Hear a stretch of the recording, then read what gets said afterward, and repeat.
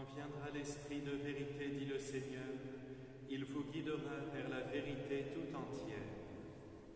Au nom du Père et du Fils et du Saint-Esprit, Amen. La grâce de Jésus notre Seigneur, l'amour de Dieu le Père et la communion de l'Esprit Saint soient toujours avec vous et avec votre esprit. Préparons-nous à la célébration de la très sainte Eucharistie en cette messe votive à l'Esprit Saint, en reconnaissant que nous sommes pécheurs. Je confesse à Dieu Tout-Puissant, je reconnais devant mes frères que j'ai péché en pensée, en parole, par action et par omission. Oui, j'ai vraiment péché. C'est pourquoi je supplie la Vierge Marie, les anges et tous les saints, et vous aussi mes frères, de prier pour moi le Seigneur notre Dieu. Que Dieu Tout-Puissant nous fasse miséricorde, qu'il nous pardonne nos péchés, nous conduise à la vie éternelle. Amen. Seigneur, prends pitié. Seigneur, prends pitié. Ô Christ, prends pitié.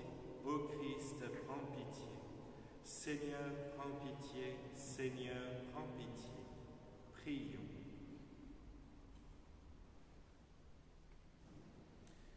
Seigneur, quand tu mets en l'homme ton Esprit Saint, tu illumines son cœur et tu l'instruis. Rends-nous dociles à ton esprit pour apprécier ce qui est juste et donne-nous d'éprouver toujours le réconfort de sa présence. Par Jésus-Christ, ton Fils unique, notre Seigneur, qui vit et règne avec toi dans l'unité du Saint-Esprit, car il est Dieu pour les siècles des siècles. Amen.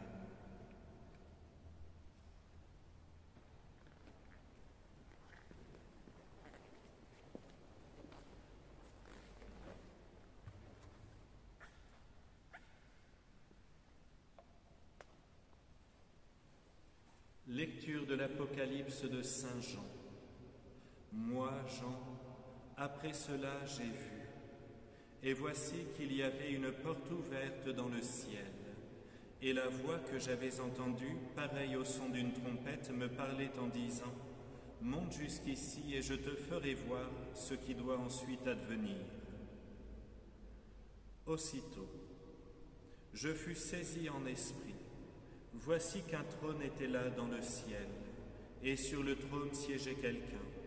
Celui qui siège a l'aspect d'une pierre de jaspe ou de cornaline.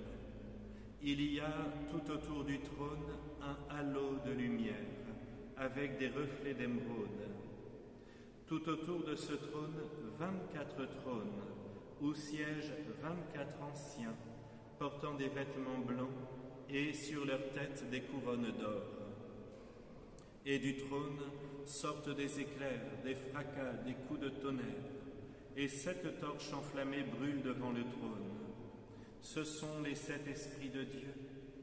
Devant le trône, il y a comme une mer, aussi transparente que du cristal. Au milieu, autour du trône, 4 vivants, ayant des yeux innombrables en avant et en arrière. Le premier vivant ressemble à un lion. Le deuxième vivant ressemble à un jeune taureau. Le troisième vivant a comme un visage d'homme. Le quatrième vivant ressemble à un aigle en plein vol. Les 4 vivants ont chacun 6 ailes, avec des yeux innombrables tout autour et au-dedans. Jour et nuit, ils ne cessent de dire « Saint, Saint, Saint, le Seigneur Dieu, le souverain de l'univers, celui qui était, qui est et qui vient. » Lorsque les vivants rendent gloire, honneur et action de grâce à celui qui siège sur le trône, lui qui vit pour les siècles des siècles, les 24 anciens se jettent devant celui qui siège sur le trône. Ils se prosternent face à celui qui vit pour les siècles des siècles. Ils lancent leur couronne devant le trône en disant « Tu es digne, Seigneur notre Dieu, de recevoir la gloire, l'honneur et la puissance. C'est toi qui créas l'univers, tu as voulu qu'il soit, il fut créé. » Parole du Seigneur, nous rendons grâce à Dieu. Saint, Saint, Saint, le Seigneur Dieu, le souverain de l'univers. Louez Dieu dans son temple saint, louez-le au ciel de sa puissance, louez-le pour ses actions éclatantes, louez-le selon sa grandeur. Saint, Saint, Saint, le Seigneur Dieu, le souverain de l'univers. Louez-le en sonnant du corps, louez-le sur la harpe et la cithare, louez-le par les cordes et les flûtes, louez-le par la danse et le tambour. Saint, Saint, Saint, le Seigneur Dieu, le souverain de l'univers. Louez-le par les cymbales sonores, louez-le par les cymbales triomphantes, et que tout être vivant chante louange au Seigneur. Saint, Saint, Saint, le Seigneur Dieu, le souverain de l'univers.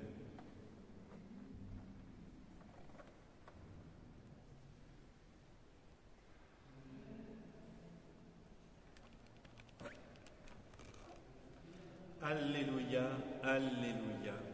C'est moi qui vous ai choisi, afin que vous alliez, que vous portiez du fruit, et que votre fruit demeure, dit le Seigneur.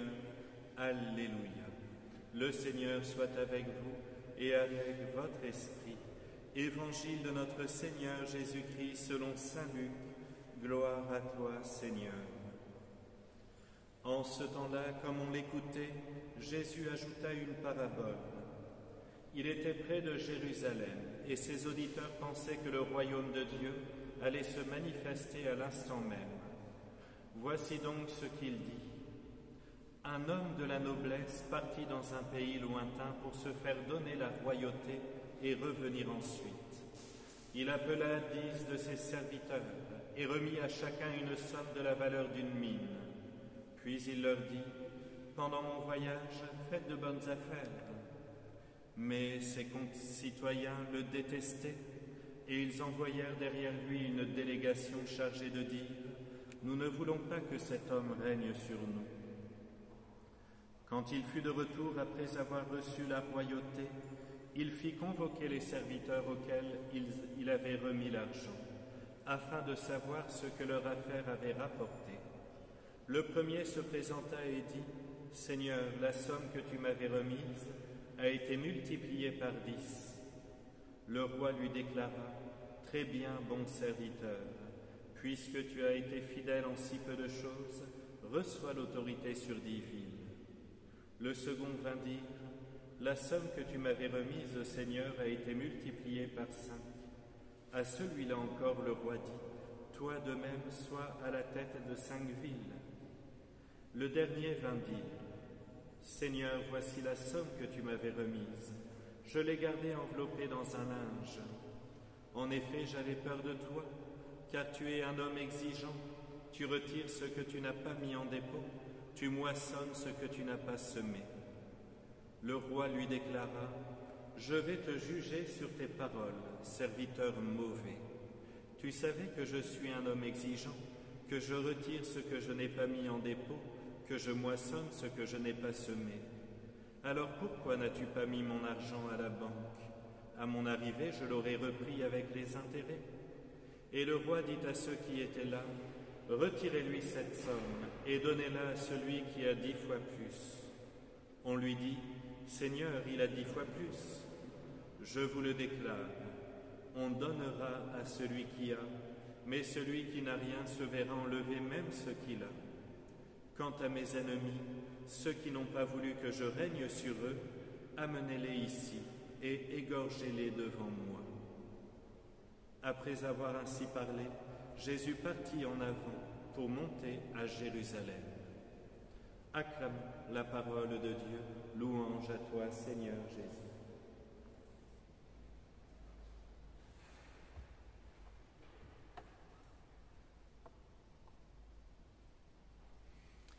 Mes frères bien-aimés, peut-être vous souvenez-vous que nous avons entendu un évangile similaire ce dimanche. Mais au lieu que ce soit des mines distribuées aux serviteurs, c'était des talents. Cela revient au même, une certaine somme. Voilà pourquoi je remercie une fois de plus l'Esprit Saint d'insister pour que nous prenions au sérieux l'enseignement de notre Seigneur Jésus, puisqu'il veut notre bonheur. Je me permets ici de développer un peu plus profondément ce que signifient les talents ou les mines que nous avons reçus du bon Dieu. Toutes les qualités, les dons, les capacités humaines que nous avons reçues dès notre naissance sont pour nous autant de moyens que nous avons pour construire la société, pour améliorer les choses, pour être performants chacun dans son domaine, pour être capable de s'investir au travail, à l'école, dans sa famille, dans une association ou encore dans sa paroisse. Mais comme dit Sainte Thérèse, aimer c'est tout donner et se donner soi-même. Je ne peux pas garder pour moi les talents et les dons que Dieu me donne depuis ma naissance, pour mes plaisirs personnels, pour mon petit égoïsme, pour mon confort. Vous voyez mes frères, si le Seigneur vous donne par exemple la grâce d'avoir une belle intelligence avec de grands diplômes, c'est pour les mettre au service de la nation, du pays. C'est pour faire le bien. Celui qui est avocat doit essayer de défendre les plus pauvres, etc. Chacun doit se donner dans le domaine là où il a reçu les dons et les grâces. Si par contre je confisque pour moi mes capacités, eh bien, je ne porte pas de fruits. Vous voyez, je pense par exemple dans le passé, tous ces très grands musiciens, ces peintres, ces architectes qui mettaient tout pour la gloire de Dieu. Quand on voit les chefs-d'œuvre que nous avons eus au temps du Moyen-Âge et à la Renaissance pour la gloire de Dieu, on se dit qu'ils avaient tout compris. Ils étaient dans la gratitude pour le don qu'ils avaient reçu. Aujourd'hui, on a l'impression que lorsque quelqu'un a un don, eh bien tout de suite, il faut qu'il brille aux yeux du monde. Et il ne travaille pas forcément à la gloire de Dieu. Mais revenons à nous, mes frères bien-aimés. Les comptes que nous allons rendre à notre Seigneur le jour de notre passage vers la vie éternelle ne s'arrêtent pas uniquement aux choses sociétales ou familiales. Nous sommes censés produire du fruit dans notre vie spirituelle et dans les vertus chrétiennes qui sont fondamentalement liées. Par exemple, quelqu'un qui est atteint d'une maladie lourde à porter peut tout à fait se recentrer sur lui-même ou au contraire, avec la grâce de Dieu et avec le temps, eh bien dépasser ses propres souffrances pour pouvoir les offrir pour la conversion des pécheurs, pour celle des membres de sa famille, pour la persévérance dans la foi de ses proches. Voilà, mes frères, une façon de multiplier des talents. Nous voyons la maladie comme un mal terrible. Nous ne la voyons pas tout de suite comme le moyen d'être unis au Seigneur qui a tant souffert et qui a tout offert pour nous sauver. Il en va de même avec les passions et les tentations. Personne ne peut réellement les éviter sur terre. Mais celui qui se bat, qui ne baisse pas les bras, qui essaie par amour du Seigneur eh bien, de vaincre toutes ces réalités qui le tirent vers le bas, eh bien, va obtenir avec le temps et avec les grâces de Dieu des mérites pour lui-même, mais aussi pour tous ceux qui l'entourent. Voilà encore, mes frères, une façon d'obtenir des talents, de multiplier les mines que nous avons reçues. Dans la vie familiale ou dans la vie communautaire, par exemple, si nous sommes deux dans un presbytère ou si vous êtes nombreux en famille, là aussi il y a la possibilité de produire des talents. Chaque fois que nous sommes capables de prendre sur nous-mêmes pour ne pas imposer aux autres, eh bien la colère, l'impatience, le manque de prévision, le manque d'éducation. Voilà autant d'aspects que nous pouvons tous travailler et qui vont porter du fruit. Il en va de même, mes frères, dans la vie de prière. Nous sommes appelés à grandir dans notre intimité avec le Seigneur, à transformer notre vie trop matérialiste à quelque chose de bien plus spirituel. D'ailleurs, je suis toujours émerveillé de voir un vieillard ou une personne âgée bien donner l'exemple d'une vie de prière intense pour le salut du monde. Je pense à ces petites mamies qui ont toujours le chapelet à la main, ou j'en vois certaines qui restent à genoux plus d'une heure. Et je m'émerveille parce que je me dis, eh bien, ils arrivent vers la fin de leur vie terrestre en ayant grandi dans ce cœur à cœur avec le Seigneur. Voilà, mes frères, des talents magnifiques qui valent de l'or, ces talents que la Vierge Marie avait mis en place dans sa propre petite maison de Nazareth. Essayons, mes frères bien-aimés, de travailler patiemment à cette réalité spirituelle. Ne soyons pas impatients. Le démon, lui, ce qu'il aime, c'est nous montrer nos défauts, de voir que nous ne nous améliorons pas toujours assez vite. Ce n'est pas grave, du balai. Patience et confiance dans la grâce divine pour la conversion du monde. Et puis, mes frères, et je terminerai ici, c'est peut-être un aspect négatif, mais il faut le citer, l'Évangile nous dit bien que certains concitoyens détestaient ce fameux maître parti en voyage. Comment peut-on détester un maître qui nous donne tout? Et pourtant, il faut reconnaître que cela nous fait penser à tant de personnes qui ne pensent qu'au fric, à la richesse, au point d'écraser les autres. Nous le voyons en cette période. Certains s'enrichissent au profit de tant d'autres et ils imposent au monde un fardeau terrible, à commencer par ce confinement qui n'a pas de sens, qui détruit notre pays. Prions, mes frères, pour leur conversion, afin qu'ils ne soient pas égorgés devant ce maître. Égorger, c'est quoi, mes frères? C'est être jeté dans la géhenne de feu. Car je vous le dis, il vaut mieux être égorgé que rester pour l'éternité dans les flammes de l'enfer. C'est la Vierge à Fatima qui le montre aux petits-enfants. Voilà pourquoi nous, au lieu d'avoir de la haine pour ces personnes, il faut prier pour elles, afin qu'elles reviennent au bon Dieu, afin qu'elles aient la grâce de demander pardon, de se mettre à genoux. C'est ça notre mission, mes frères. Ne laissons pas l'évangile de Saint Luc se réaliser lorsque le Seigneur dit « À la fin des temps, même l'amour se refroidira dans les cœurs. » Et bien que dans nos cœurs cet amour ne se refroidisse pas, que la haine ne pénètre pas nos âmes, mais au contraire l'esprit de prière, l'esprit d'amour pour le salut du monde. Amen.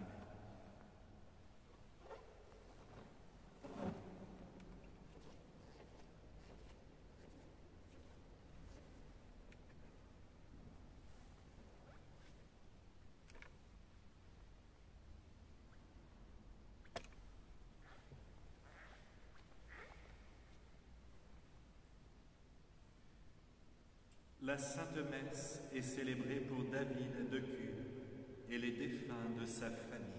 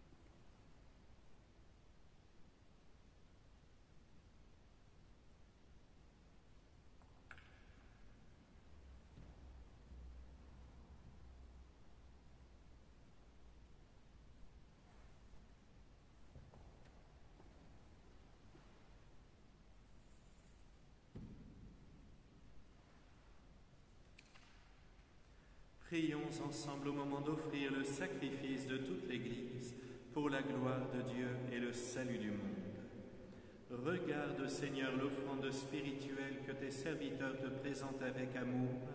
Inspire-leur de le faire en toute droiture, pour que leur foi donne du prix à ce qu'ils t'offrent et que leur humilité puisse toucher ton cœur. Par Jésus le Christ, notre Seigneur. Amen. Le Seigneur soit avec vous et avec votre esprit.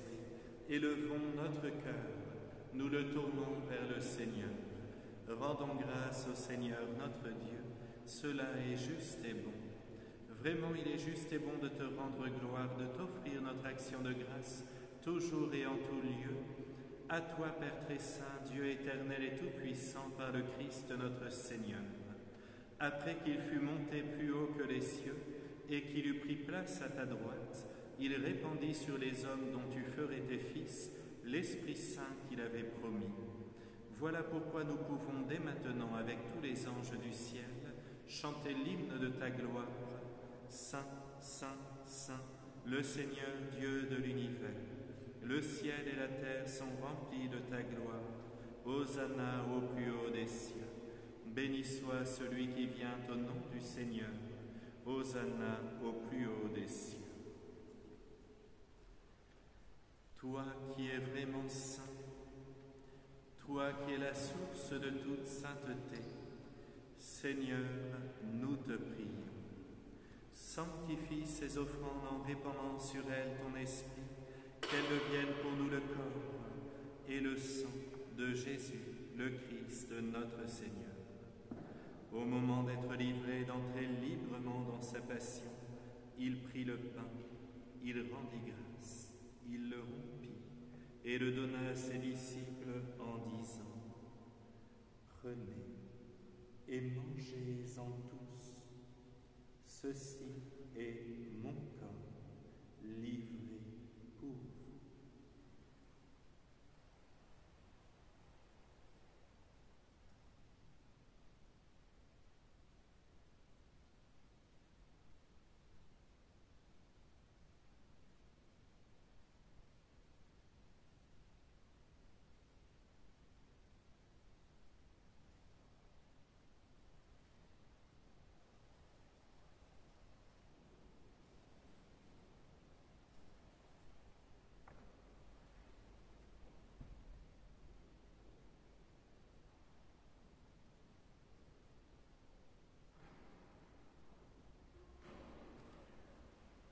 De même, à la fin du repas, il prit la coupe. De nouveau, il rendit grâce et la donna à ses disciples en disant : Prenez et buvez-en tous, car ceci est la coupe de mon sang, le sang de l'alliance nouvelle et éternelle, qui sera versé pour vous et pour la multitude en rémission des péchés.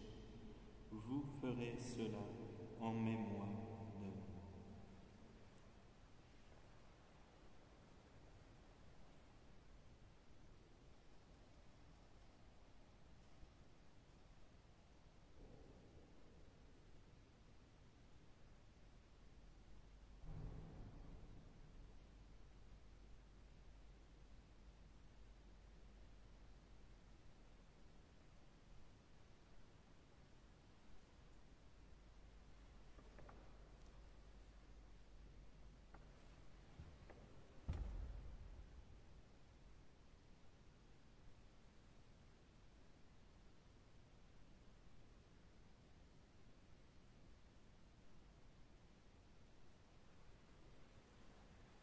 Il est grand le mystère de la foi.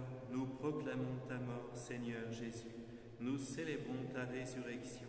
Nous attendons ta venue dans la gloire. Faisant ici mémoire de la mort et de la résurrection de ton Fils, nous t'offrons, Seigneur, le pain de la vie et la coupe du salut, et nous te rendons grâce, car tu nous as choisis pour servir en ta présence. Humblement, nous te demandons qu'en ayant part au corps et au sang du Christ, nous soyons rassemblés par l'Esprit Saint en un seul corps. Souviens-toi, Seigneur, de ton Église répandue à travers le monde. Fais-la grandir dans ta charité avec notre Saint-Père, le Pape François, notre évêque Marc et tous ceux qui ont la charge de ton peuple. Souviens-toi aussi de nos frères qui se sont endormis dans l'espérance de la résurrection et de tous les hommes qui ont quitté cette vie.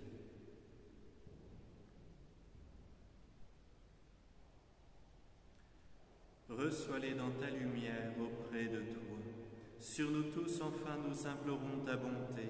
Permets qu'avec la très sainte Vierge Marie, la bienheureuse et toute immaculée Mère de Dieu, avec Saint Joseph, son très chaste époux, avec les apôtres et les saints de tous les temps qui ont vécu dans ton amitié, nous ayons part à la vie éternelle et que nous chantions ta louange par Jésus-Christ, ton Fils bien-aimé.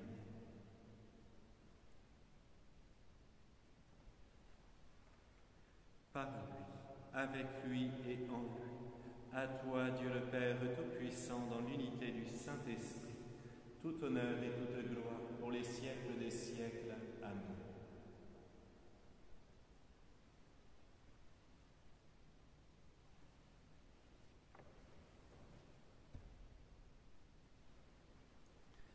Comme nous l'avons appris du Sauveur et selon son commandement, nous osons dire, Notre Père qui es aux cieux, que ton nom soit sanctifié, que ton règne vienne, que ta volonté soit faite sur la terre comme au ciel. Donne-nous aujourd'hui notre pain de ce jour. Pardonne-nous nos offenses, comme nous pardonnons aussi à ceux qui nous ont offensés. Et ne nous laisse pas entrer en tentation, mais délivre-nous du mal. Délivre-nous de tout mal, Seigneur, et donne la paix à notre temps. Par ta miséricorde, libère-nous du péché. Rassure-nous devant les épreuves en cette vie, où nous espérons le bonheur que tu promets et l'avènement de Jésus-Christ notre Sauveur. Car c'est à toi qu'appartiennent le règne, la puissance et la gloire pour les siècles des siècles. Amen. Seigneur Jésus-Christ, tu as dit à tes apôtres, je vous laisse la paix, je vous donne ma paix. Ne regarde pas nos péchés, mais la foi de ton Église. Pour que ta volonté s'accomplisse, donne-lui toujours cette paix et conduis-la vers l'unité parfaite, toi qui règnes pour les siècles des siècles. Amen. Que la paix du Seigneur soit toujours avec vous et avec votre esprit.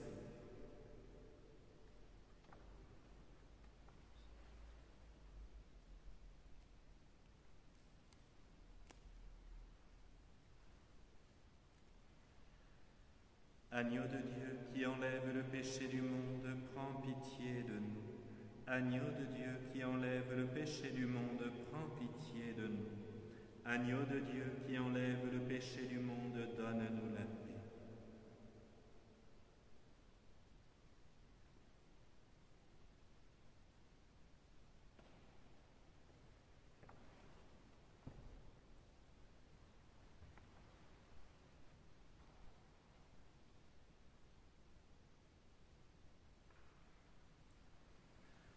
Heureux les invités au repas du Seigneur, voici l'agneau de Dieu qui enlève le péché du monde. Seigneur, je ne suis pas digne de te recevoir, mais dis seulement une parole et je serai guéri.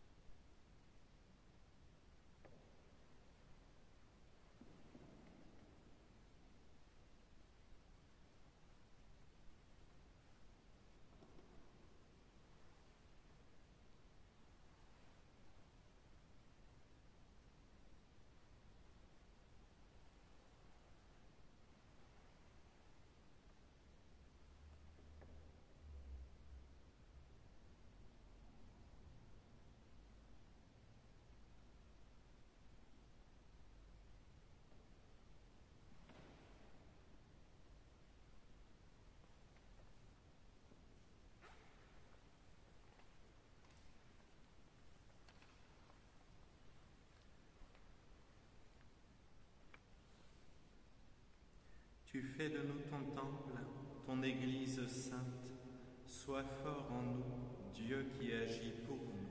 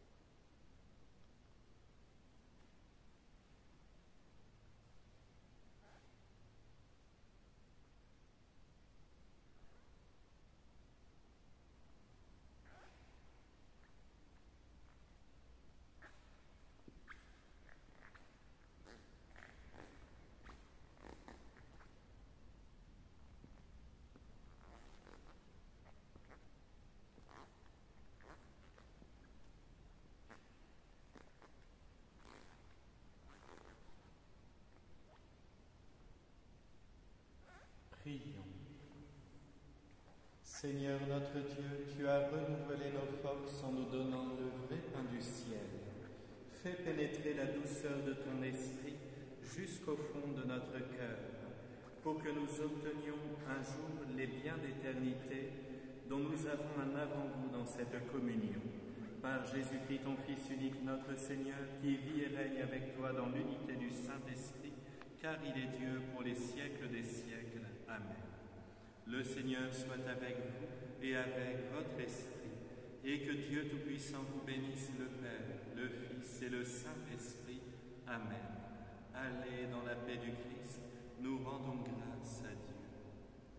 Mes frères bien-aimés, nous prions à toutes vos intentions. Je vous salue Marie, pleine de grâce, le Seigneur est avec vous. Vous êtes bénie entre toutes les femmes, et Jésus, le fruit de vos entrailles, est béni. Sainte Marie, Mère de Dieu, priez pour nous pauvres pécheurs, maintenant et à l'heure de notre mort. Amen. Saint Michel Archange, défendez-nous dans le combat. Soyez notre secours contre la perfidie et les embûches du démon. Que Dieu exerce sur lui son empire, nous vous le demandons en suppliant. Et vous, princes de la milice céleste, refoulés en enfer par la vertu divine, Satan et les autres esprits malins qui errent dans le monde pour la perte des âmes. Cœur sacré de Jésus, j'ai confiance en vous. Cœur immaculé de Marie, priez pour nous. Marie, chef-d'œuvre de la création, priez pour nous. Marie, Mère du genre